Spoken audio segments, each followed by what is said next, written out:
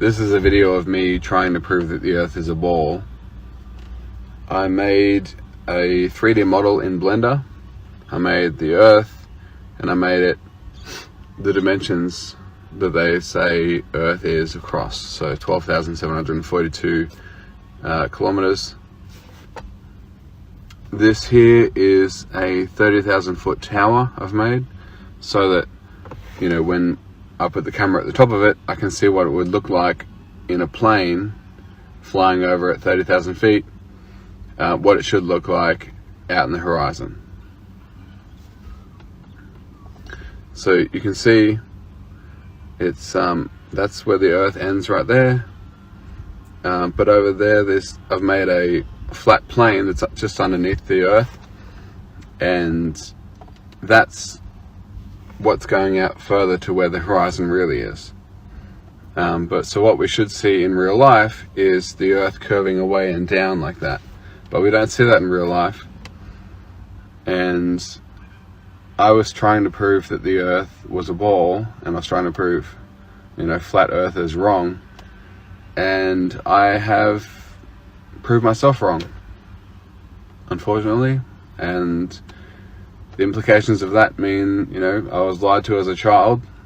I love space, and I loved everything about it. I have probably 8 space games, and I watched Futurama. I love The Big Bang Theory. I still do. It's a fun show. But you know, I did my own sort of I just did my own sort of research and tried to prove them wrong, and I proved myself wrong. And it's kind of humbling to think that, but at the same time really made me quite angry, knowing that I was lied to. We've all heard the term density and buoyancy as the replacement for gravity in the flat Earth model, and prior to me understanding it, it just sounded like garbage. You know, it didn't mean anything to me. But then, you know, I saw videos. There's a video of a guy who wanted to make his backpack for hiking lighter, so he filled the balloon with helium. And when you think about that, helium is on the periodic table, and it is a net positive weight. It's 2 neutrons, 2 protons, 2 electrons. So it's a net positive weight. It's just that it's buoyant in air. And simply the fact that he's added more weight to the system, the backpack, the chain holding the balloon itself, and all the molecules of helium, means the backpack actually has more weight than it started with, but it feels lighter while he's carrying it. And this is what's clicked for me now. And you know, the reason why things fall is simply because it's a denser collection of atoms. So just like with this, you know, why does hot air rise? It's because the air has become more excited. You know, it's now become less dense. There's more space between the molecules, and it's now less dense. It's also the reason why hot air balloons can lift the whole system, even though the whole system has a net positive weight. It floats in air because the surrounding air is more dense, so it floats like it's floating on water. That's how we float boats, you know. We make boats out of steel and heavy things, like all kinds of heavy and dense materials, but the bottom of the boat is mostly air, so it becomes less dense than the surrounding water. So that's essentially what I wanted to talk about. Clear up any misconceptions, because density and buoyancy doesn't make any sense when you hear it the first time, you know. But simply, you know, this object right here, it's more dense than the surrounding air, so obviously it's going to fall through it until it hits my leg, which it just did, because my leg is dense, you know, so is the ground. It's all a dense collection of atoms, and it can't phase through it. But it can phase through the air and the water, assuming it's not like this. This would probably float on water like that, but it would sink once it filled up with, dense water, and it would fall to the bottom. So there you go. It turns out the orbits of a three-body problem are mathematically chaotic. Yes, I was about to say, that did not seem very stable. Something has to give. Well, this is in the series. What we're talking about. I haven't seen the series. I know. I'm just saying something has to give. That's all. Two of these are going to collide. Right. One is going to get ejected. Right. Okay. That is the classical three-body problem. Three objects of approximately similar mass trying to maintain a stable orbit. And it goes chaotic with just three objects. Look at that. It is an unsolvable. See that? Unsolvable. No one has solved this in the history of time, and we currently, mainstream science currently thinks that there's, well over 1,000 bodies in this solar system. At least 200 large bodies like moons and planets, and then a lot of debris and asteroids and things like that around the Kuiper belt, things like that. And yet mainstream science wants us to believe that we can't even solve three bodies, but somehow the universe has organized our solar system into a perfect synchronicity, harmony, of just nothing's going wrong with the gravity, nothing's colliding and going randomly. Like, it's not logical to think that we can't solve three bodies, but the universe, with all of its entropy, has managed to make everything so ordered, nice and perfectly. Okay, so I want you to think about that rationally. Don't regurgitate the things you think you've been taught. I want you to take an analytical look at it from a neutral standpoint and tell me what you come up with in your own head of why this can't be solved, yet here we are in a random universe, So supposedly this is a video from NASA that they recorded Saturn coming from behind the moon, y'all. Now, y'all know how y'all be saying about all these videos and pictures and stuff like that. I want y'all to tell me, what do y'all think about this specific video? You feel me? And do not choose and pick sides this time, you feel me? Let's be real. Well, y'all know what I'm trying to say. I'm not even trying to give it up. For those who know, they know what I'm trying to say. Mind you, this is a NASA shot of Saturn coming from behind the moon. I rewinded it back one more time for y'all. Peep this shit, y'all. Look at that shit. How many of y'all believe? Kind of weird when you look up satellites that they're all CGI and you can't find a single real photo of a satellite or the ball. I mean, if there's so many of them, shouldn't there be like live streams and cameras, and there should be hundreds of photos, like genuine actual photos that you can take with a camera, not computer generated images or Photoshop. Guess what? The truth is, satellites aren't real. They're on balloons. Watch this. It'll explain everything to you. How NASA flies giant helium balloons on satellites, and just watch it. Flat Earth. Do we actually live on a flat Earth? Do you believe that the Earth is flat?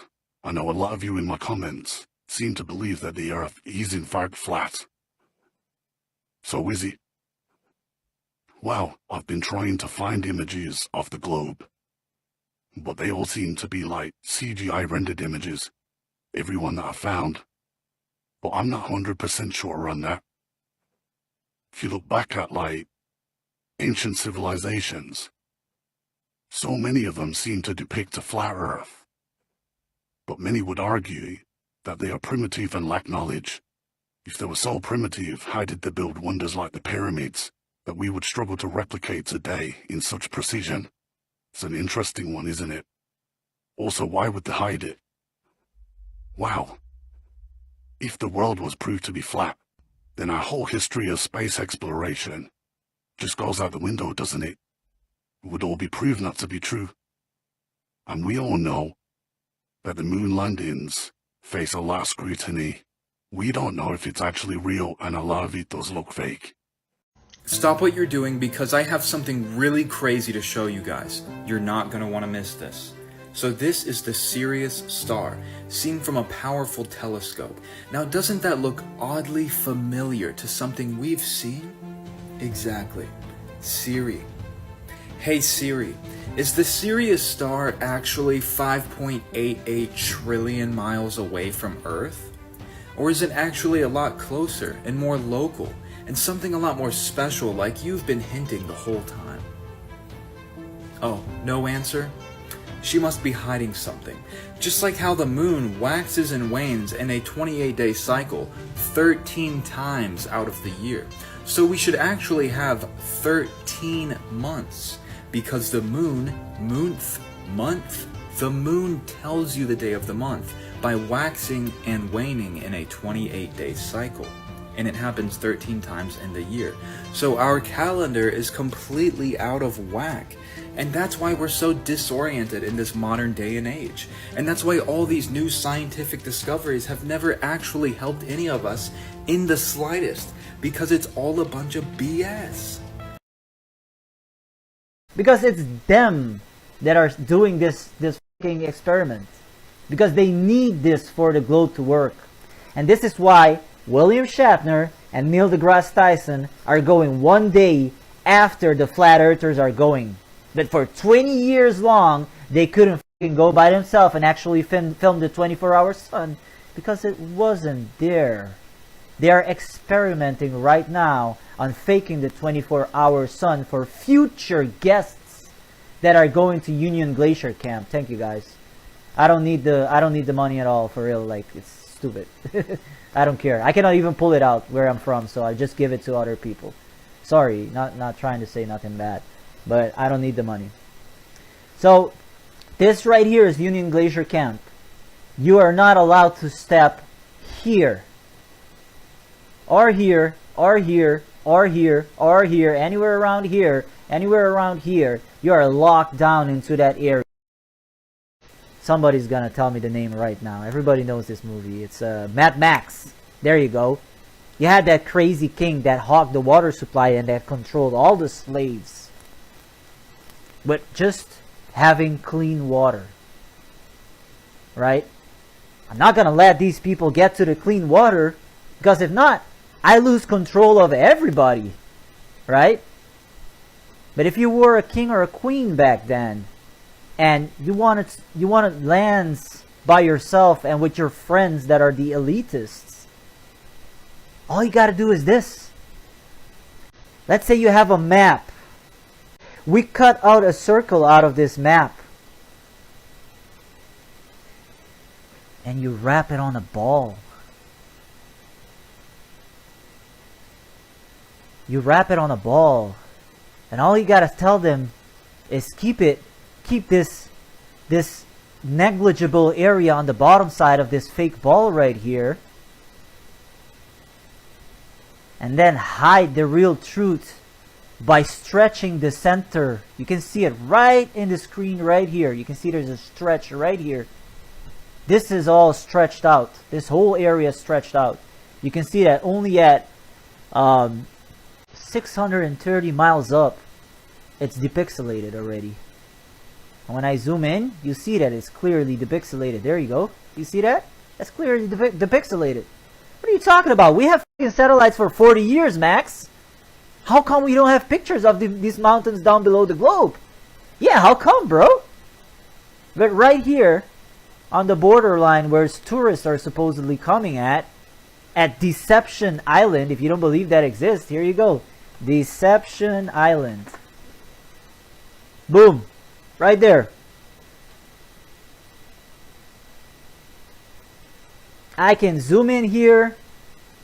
I can zoom all the way in. Hey, how's it going? Yaki Clone here. Hello, flat earthers, my new friends. I've come to talk about the end. We all once had a hard time seeing where all this conspiracy stuff was leading. But the flat earth awakening has made it all so clear why we're here to serve God, not science. They say the sun is far away, but we can see that's not the case. It all started when we realized they were only showing CGI. And the starlight is not trillions of miles away, like they say in the realm of science. But fools still say that it's a globe. They haven't seen what we've been shown. There wouldn't be any arguments if they just looked at the evidence and knew about Freemasons and the 33. They might see to stand with God, not science. And in the time that I've researched, no longer I see the ball earth. Thankfully the Lord has sent His Son to show us all which side to be on. What the Bible says is actually how it is, but it's opposites in the realm of science. Thank you.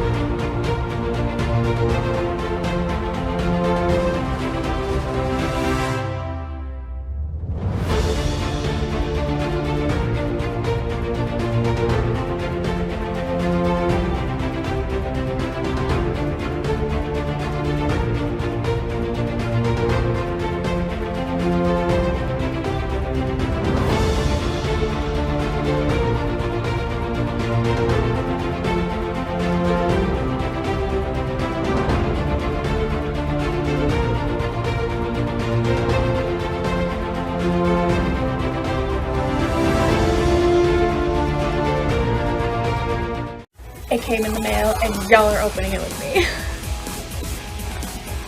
Ooh. Smell it. Woo!